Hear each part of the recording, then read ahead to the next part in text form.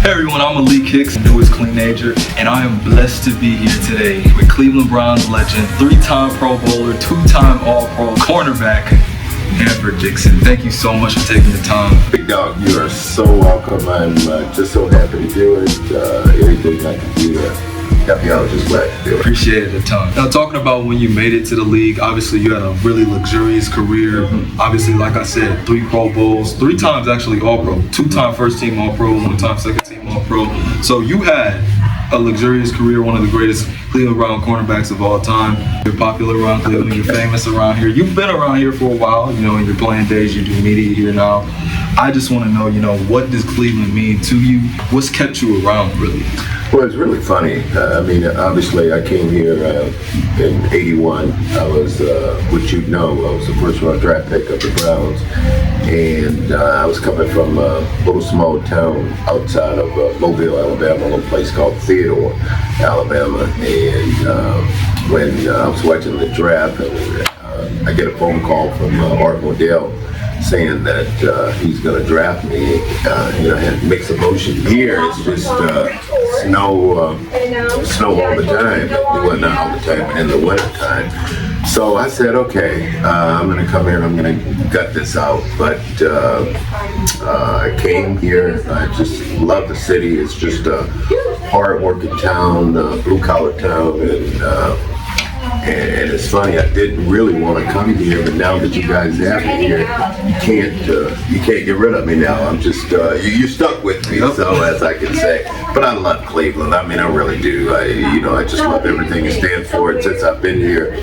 I'm really not. Obviously, I'm a Browns fan, but I've become it was the Cleveland Indians at the time, and now it's the Cleveland Guardians, and also the CLEnagers. But I want to talk about you and Frank Minifield. I mean, what was that combination like? What was it like playing with him? And do you guys still bond and talk about your playing days, or you guys played together and actually made 3 straight Pro Bowls together? Yeah, we really do. He's right now he's living in Lexington. I talk to him all the time. We get together, we play golf, and we go back and forth. But it was just great. I think he's very cocky, very confident guy in his abilities and what he can do. The thing that made us so good is just we studied a lot. Our preparation. When we were out there on the field, I mean, we probably knew what the wide receiver or what they were going to do on offense, how they was going to try to attack us. We knew that before they even tried to attack us. And Frank and I, what we were able to do is Frank would take one guy, I would take the other one, and we would pretty much tell the rest of the defense, hey, you guys don't worry about these 2. We got them locked down.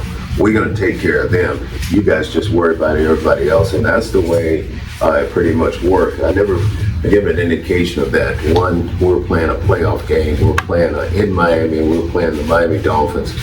And the Miami Dolphins used to have 2, just great wide receivers, a guy by the name of Mark Duper and Clayton. And I'm talking about they were just badass wide receivers. And I think in that game, they probably caught 1 pass.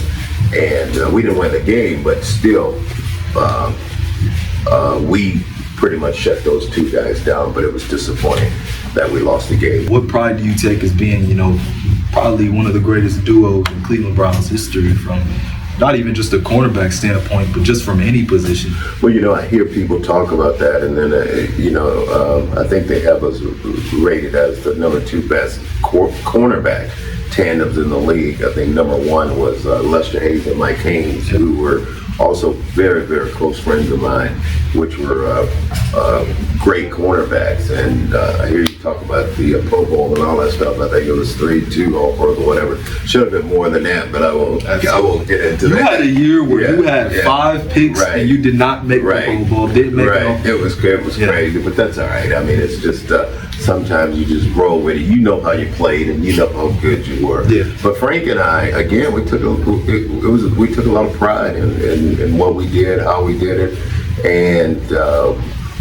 whenever we were going up against the opponent, I mean, we took a lot of pride on being ready, but again, the key for us was just preparation, man. I mean, as soon as the game was over, when we play a game on that Sunday, if it was a away game, we immediately, on the plane back, we were watching film of the opponent that we had to play the following week, trying to get ready for that opponent, and that's what took us over the top. And obviously, you got to have talent too, but with the talent and that preparation is what did it. You know, it's crazy that we talk about you two as a duo, because if you look at the current day Cleveland Browns, you know, that's a prolific group of cornerbacks too, with Ward, Newsome, and Emerson. So I just want to know what you think of those three guys, and what parallels do you see in their cornerback room compared to, you know, you and Frank's cornerback room? Yeah, when you, and see the thing about these guys, this team, and not to say anything bad about our defensive line. I mean, our defensive line was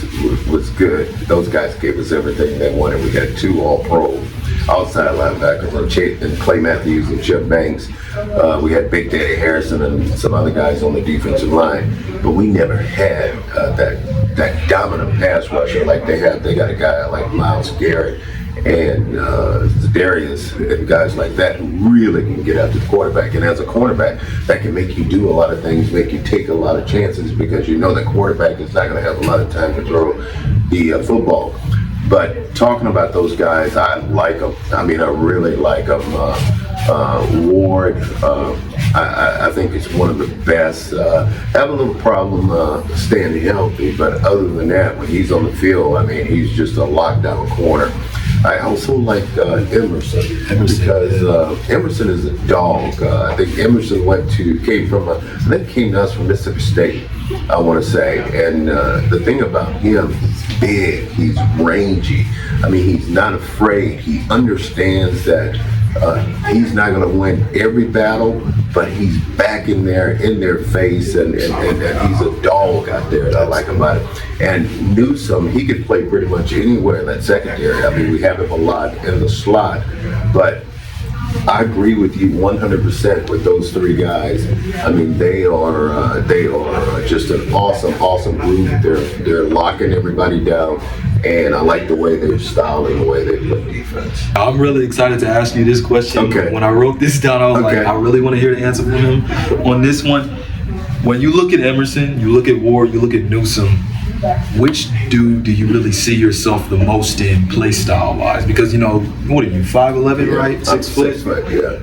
Denzel Ward about the same height. Yeah. I mean, physically, I see the comparison there, but out of those three, play style wise, who do you see yourself the most in?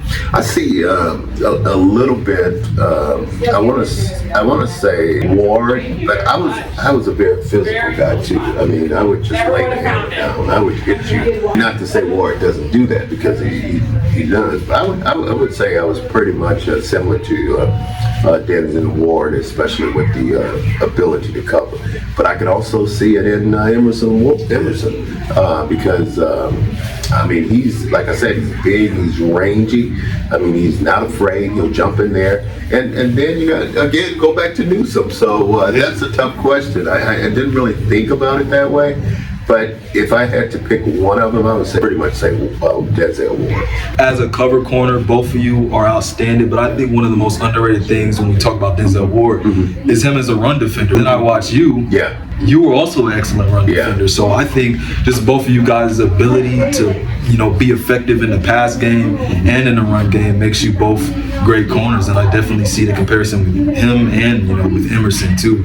Obviously, you now have a defense that is returning a lot of the same players from last year. All around, do you think the continuity that this defense now has is going to, you know, take it to another level or allow them to maintain the dominance they had last year? I think our defensive line overall, I think those guys are pretty sharp and pretty dominant, because I've always said the game of football is controlled on the offensive and defensive line of scrimmage. When you got those guys up front and they're really getting after it and they're controlling that line of scrimmage, that's when you beat up on an offense or a defense. And that's where when that defensive line is really strong, it allows everybody in that secondary to maybe take some more chances, do some things they wouldn't ordinarily do. But I think this defense is going to be a top 10 defense. I think it's going to play like a top 10 defense, and I think last year, I think they learned something from going on the road and playing on the road, and I think they'll be much better this year. We talk about Deshaun Watson and like where we want to get with the offense and the defense combined. When we talk about benchmarks and where we want to see this team at the end of the year, where do you think we should see the Browns at the end of the year in order for ourselves to really feel good about where they are as a franchise and being able to win? Now, it doesn't necessarily mean you got to get to the Super Bowl this year and win this year, but how far do they have to advance for you to really feel good about where they are, especially with how much money they have put into this roster? I think what we have to do, we don't just have to get to the playoffs. I think we have to win a playoff game and possibly get to the championship, AFC championship game. I think that's where the benchmark is set with this football team right now, because as you mentioned, we've spent a ton. Well, Jimmy and Dee Aslan have spent a ton of money out there, and they've done everything that Barry has pretty much asked of them to improve this roster. The roster is there. The roster is set. Now we just have to go out and do it. Those guys can't just show up this year. They have to, like you said, they have to win football games. And I think we will win football games. The only thing that's going to be tough, again, I talked about it, is that AFC North. I mean, Baltimore is there every single year. Baltimore is kicking themselves because they lost the big game against Kansas City, and they lost it at home. And but Lamar Jackson and company, I mean, they are going to be tough. And again, the Pittsburgh. I mean, Tomlin. I mean, what can you say about it? I mean, this guy just keep winning and winning and winning. So it's going to be interesting to see. But to answer your question is, we don't just have to get to the playoffs. We got to get there. We got to win a game or two. And I think if we do that, I feel really good about this football team. Well, Mr. Dixon, I thank you so much for taking the time for me to sit down and do this interview. I loved your answers. Thank you for giving me your time. You're welcome, big dog. Glad to do it. Thanks. All right. You got it.